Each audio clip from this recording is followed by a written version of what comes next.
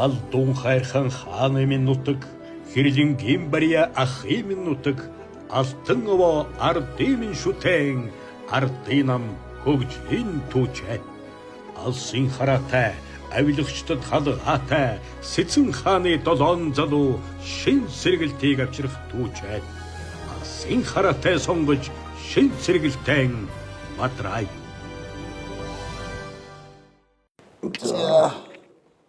Сайхан тусч байна уу та? Сайхан тусч байна. За бүсгийн зөвлөхөөс ямар байна? Ч одоо өнгөрсөн намар таны ч одоо бүсчсэн хөгжлийн зөвлөхөөр танилцсан. Тэгээд тэрнээс хойш ч одоо бас орон нутгаар бас нэлээд ажиллалаа. Цаас эдгээр бат гүшүүнтэйгээ 103 аймгаар давхарцсан тоогоор бид нар ч одоо ер нь 65 сум суурин газраар орсон байлээ.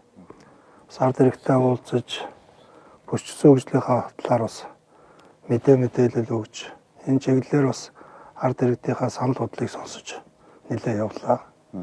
Өнгөрсөн 1 сард бидний хийсэн нөгөө бүсчсэн хөгжлийн эдийн засгийн форум тэрийг бас орон нутагт хүмүүс бас нэлээд мэдээлэл бас авсан байна. Тэгээд бид бүхний ярьжсэн нөгөө зүүн бүс нутаг бол одоо гэдэг нь бүс нутгуудаа бодоход ер нь хамгийн түрүүнд ер нь богино хугацаанд эдийн засгийн эргэлтэнд орох боломжтой бүс нутаг гэдэг дээр бол одоо бас олон хүн санал нэгдэж байна. Манай зүүн бүс нутагч одоо ер нь тэгээд олон давуу талуудтай номер 1 давуу талыг бол одоо Орос хятад гэж хоёр хүчрэг эдийн засгтай улстайгаа одоо хил бомтоор холбогдож байгаа нь бүс нутгийг хөгжүүлэх энэ зүүн бүс нутаг эдийн засгийн эргэлтэнд орох богино хугацаанд ийм боломжууд тэн талаараас хүмүүс тэ бас их санал солилцсон. Аймагуд сая цагаан сараар одоо бүсчилж цолох шиг боллоо ш тийм ээ. Тий. Урд нь бол ингээл ер нь одоо ингээ хинтий ихэд хинтийгээрэл золгодог дорндороо золгодог байсан. Сухатраараа. Энэ жил тэгсэн зүүн бүсийн залгалт гэж болж манай дээр тэгсэг олон хүмүүс гарч ирсэн. Тэгээд тэр чинь хоорондоо ингээд ерөөсөө бас аймагуд чинь хаяад хэрэгэлтэй мөртлөө биенээ бас сайн мэддэггүй. За тэгээд тойрог бүсчлэгдээд ингээд эхлэнгүүт одоо ах トゥ хамаатан садан төгсөлтгээд за ер нь нэлийн бүсчлэгдэж байгаа маяг ихтэй сэтгэл зүй үл явж гэн гэж байна. Тэгэхээр ер нь яг сэтгэл зүй өөрөө явж ижил араас нь нөгөө хөгжлийн бодлого явдаг. Нийгмийн хөрс бэлэн биш байвал ямар ч бодлого байгаад олдон цаас болж үлддэг гэдэг чинь л юм л дээ. Тэгэхээр манай Утган баяраас бүсчсэн хөгжлийн зөвлөх болоод бусад аймагуудаар ч гэсэн явхад сонирхолтой л. За Утган баярын хувьд бол өөрөө бас одоо яг дэд бүтцийн бомбт за ингээд бүсчлэл чиглэлээр бас нэлээд дагнаж судалсан ийм хүн байгаа. Тэгэхээр ховийн хвшлийн бас нэлээд гол туршлагатай. Бүсчлийн асуудал ч юм бол бүр 1937 оноос эхэлсэн юм лээ шүү дээ. Тэгээд ингээд бүсчил эдийн засгийн бүсчлэл хийгээл явж исэн. Тэр бүсчлэлд манай 3 аймаг данал давхцаж ирсэн. 10 удаа. Тий, 10 удаагийн тэр бүсчлийн асуудал яригдчих хахад манай 3 аймаг данал давхцаж нэг бүсд байсан. Тэр нь бас нэг талаараа их том давуу тал болж байгаа байхгүй. Манайхан ч юу гэдэг Сүхбаатарчууд Доронтод байна. За хинтийчүүд мөн ялгаа ингээд өөр хоорондоо харилцсан биеиндээ тийм маш их хамааралтай. Биеиндээ ах トゥ хамаатан сад энэ 3 аймагт маш их байдгаар бас онцлогтой юм лээ.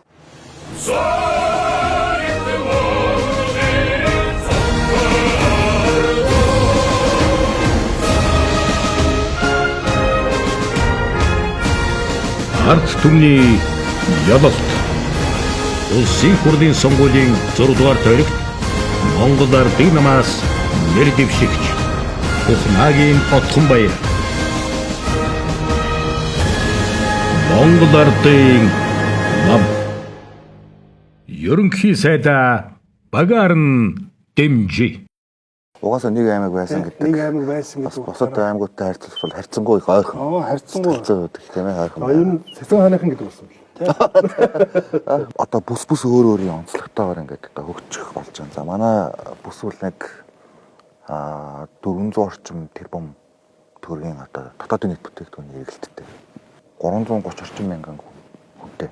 Тэгэхээр одоо Утган баярын одоо бүстэй оруулах хувь нэмэр юу вэ гэхээр энэ бомбууд за тэгээд энэ дэд бүтцүүдийг хэрхэн хооронд нь интеграцд оруулах гэдэг бол одоо бүсчсэн хариуцж байгаа. Одоо бас ерхий сайдын зөвлөгийн хувьд ч тийм төмөр зам томоохон төслүүд дээр одоо бас ажиллаж байсан туршлага гэдэг энэ агуулгаараач тэр зас өмнө нь одоо хийгдчихсэн энэ бүсчилсэн хөгжлийн судалгаанууд дээрээ тулгуурлаад тийм хоёр талтай коридорт болох нэггээр л бичгтийн бомбыг гэрийн цамтай холбох. Тэгээд дундуур нь одоо чай болсон гарах тийм ээ.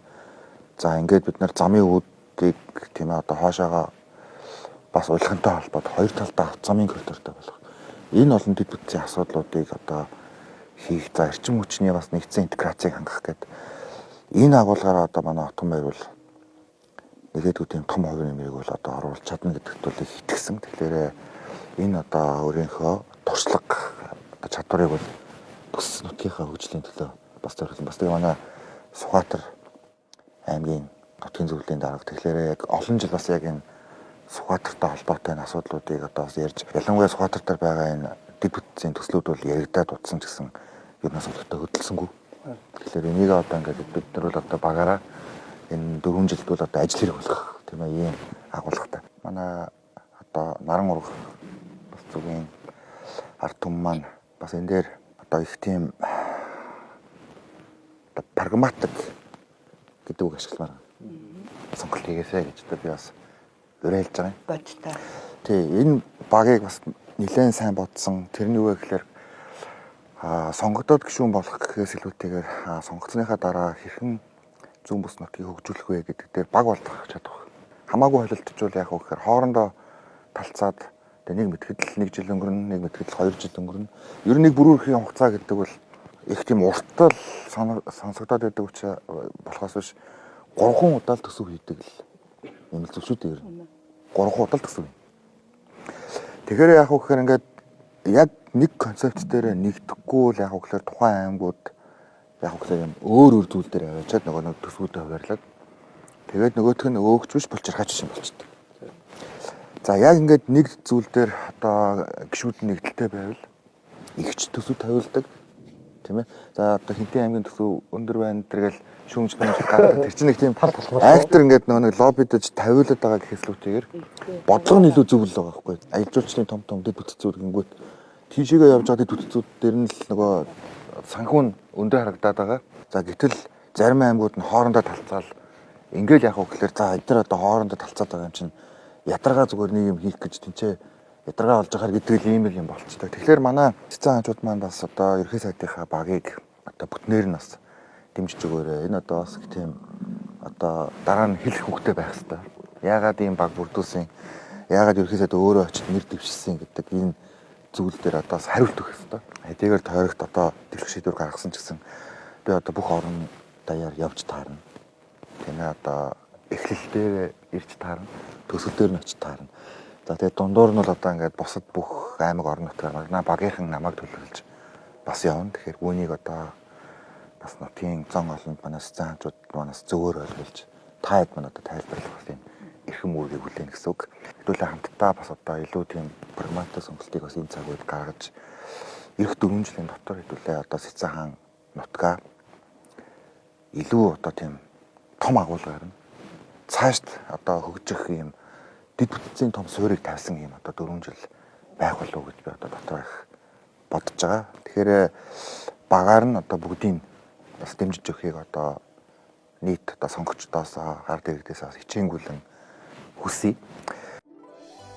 Ард түмний ялалт Монгол ардын нам ерөнхий сайдаа багаар нь дэмжих